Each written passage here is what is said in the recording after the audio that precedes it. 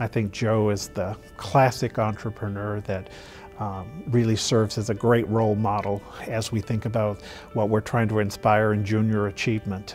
That's characteristic and quality could not be better emphasized by his life and his business experiences. He was a great example of what we all look for employees, friends, and then fellow business people. Joe is one of the greatest guys you ever want to meet. He's unassuming, caring, loving, and honest as the day is long.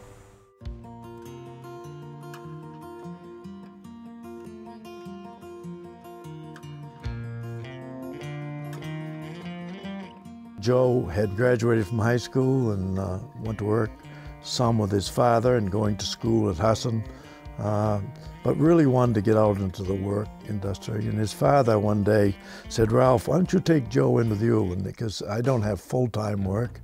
And so I said, "Sure."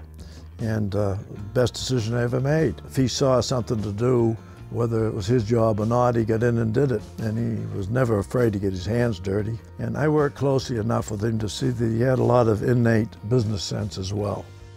And that became obvious later on as he developed the bus business into the thriving business that you see today. Knowing this is a family business and has evolved at now over 100 years is a great testimony to the character that Joe brings to the enterprise, the opportunities that he provides for his employers, his ability to see kind of the evolution of transportation.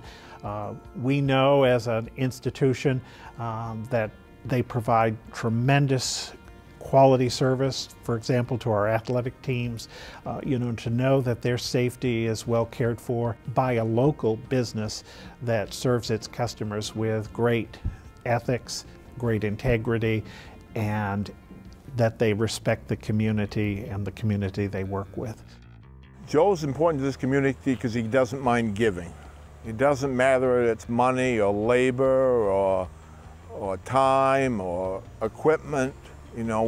Whatever this or other communities need, Joe's willing to put the first foot forward and start the ball rolling. One of my great examples about Joe Cyr is Sonia Barkley got on television 7 years ago and said, "I'm living in a trailer full of mold and my kids are sick every day, and before I die, I'd like to know that they're safe."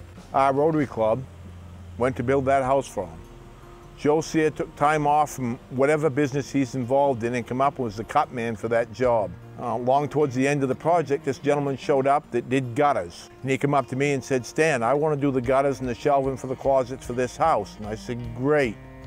I said, "Why?" And he said, "Well, my house burned a few years back, and I got a check in the mail from this guy named Joe Cyr, a $1,000 check. I didn't know him, who he was or what he did, and I want to pay that back to this community because you guys are some lucky to have him in it." As an individual, Joe has made invaluable contributions to the university. Here we are in the Cyr Alumni Center at the university, so that speaks to his ability to see a need and be able to contribute to the answer to that need, a gathering place for alumni of the university, to be able to understand the complexities of a university and how a business enterprise can bring some of the skill sets that public businesses bring. Joe brings those with great energy.